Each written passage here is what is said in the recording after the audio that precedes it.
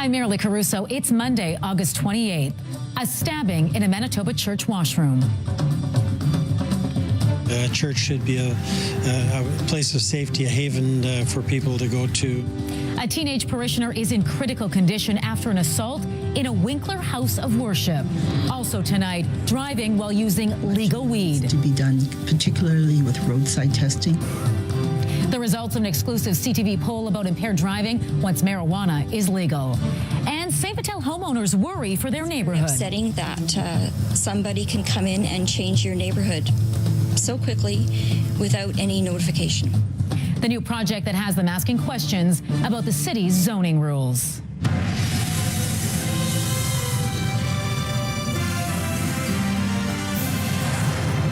Good afternoon. Thanks for joining us. New numbers tonight showing just how uncomfortable Manitobans are with the legalization of marijuana. The CTV News poll conducted by Probe Research surveyed more than 1,000 Manitobans. With the results, CTV's Josh Crabb joins us now. Josh, the safety of our roads is a big concern for many. Yeah, that's right, Marilee. Half of respondents to the survey say they think driving while high is worse than drinking and driving. Now, of those respondents, 50% thought it was worse to drive high. 31% felt strongly about it. 34% said driving drunk is worse. Drug-impaired driving is also a concern for MAD Canada. The president of the local chapter, Denise Elias, says more enforcement and tougher laws are needed to crack down on drug-impaired driving, with legalization looming. We're very proud of Manitoba for coming forward to be one of the first provinces to come forward with the harm prevention bill, but much more needs to be done, particularly with roadside testing.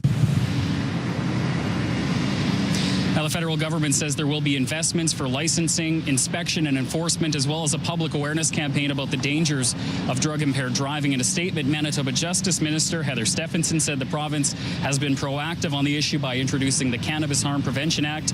The bill would allow for a 24-hour driver's license suspension if police believe a driver is driving under the influence of drugs, and it makes it illegal to consume marijuana in a vehicle while it's being operated.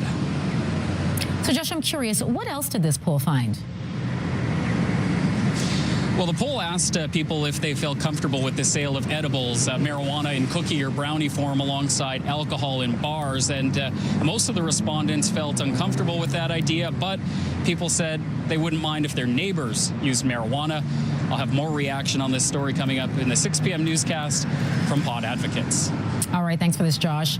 And Winnipeg police are also weighing in on this issue. Coming up this hour, I will sit down with impaired driving countermeasures coordinator, Constable Stefan Fontaine, to get his thoughts on what legalization will mean for road safety and find out just how officers will be screening drivers for drug impairment. A 15-year-old girl is in critical but stable condition tonight after being stabbed in the women's washroom at Winkler's Pembina Valley Baptist Church Sunday. CTV's Sarah Plowman joins us now with those details. Sarah, somebody has just been charged.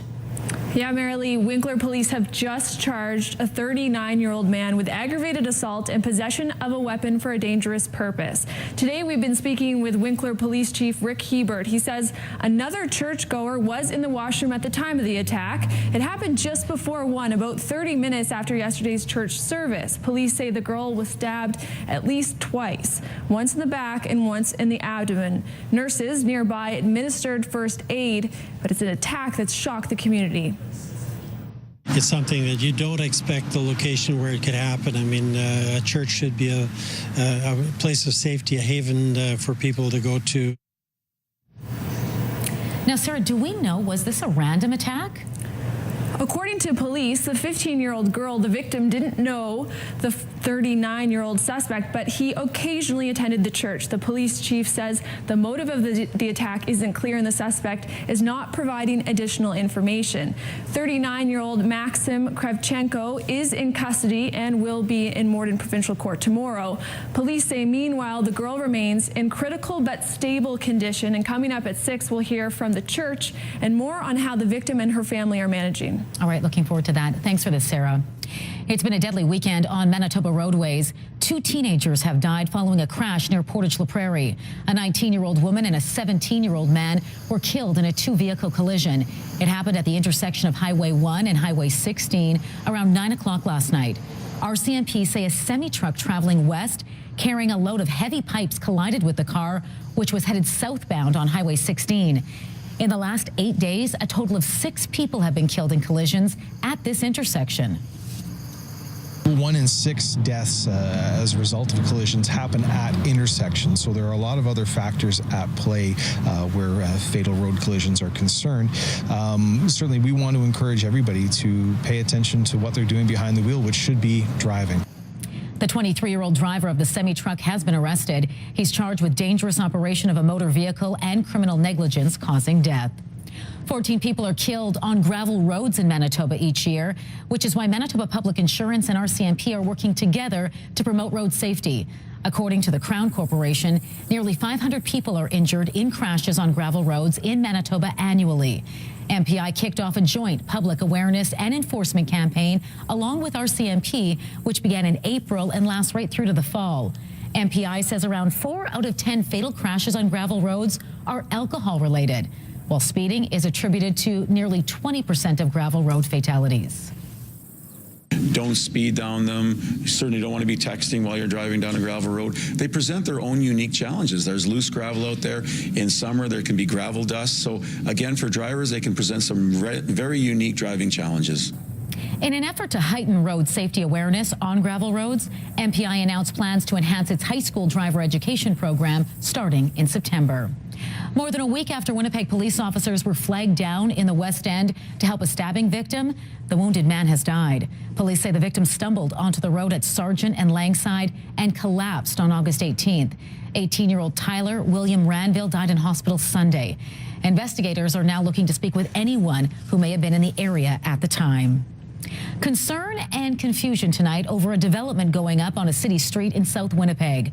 Last week, people living on Hindley Avenue in St. Vital were surprised to see a hole being dug on these 2 lots. A search on the city's website shows permits for 2 2,800 square foot homes. But another permit suggests the project is some type of care home.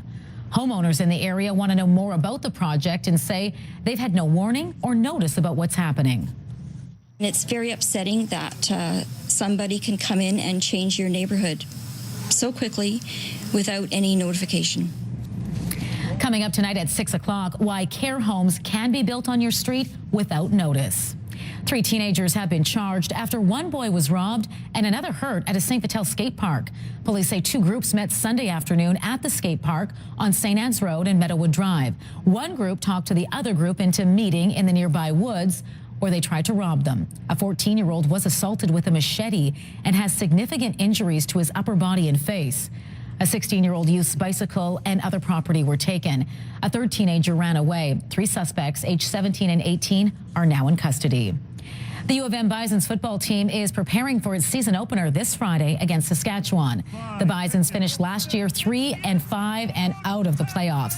The mumps and injuries were just some of the hurdles the team faced, but this season, the Bisons are well stocked with 66 veterans returning, including quarterback Teo Dizar. Who's the team to beat? Well, who won it last year? I think Calgary would have won it last year, so I guess they're the guys to beat, and we got them on homecoming, and I love playing on homecoming. It's the one game I love playing the most, so we're ready for them. That is a pretty big number. It wasn't it's always a significant recruiting year. You have to plan for the future, you know, and a lot of the guys you bring in are literally the guys that are your key players when they're in year 3, 4, and 5. But that was a big part of the recruiting, was that we didn't have a lot of room to bring in more bodies. We've got, this might be the largest, it might be the largest number we've ever returned. Class is now back in session at Red River College. I love it. Like, I missed it. I've been out of high school now for 4 years, so I just couldn't wait to get back. Across the college's 9 campuses, more than 15,000 students are hitting the books. College President Paul Voigt says each year Red River welcomes students of a variety of ages. For a lot of students, they haven't necessarily come straight from high school. A lot of our students actually have work experience before they enter the college, so they're being oriented back into an academic setting. Today's orientation includes meetings with instructors and safety tutorials. Tomorrow, the real learning begins.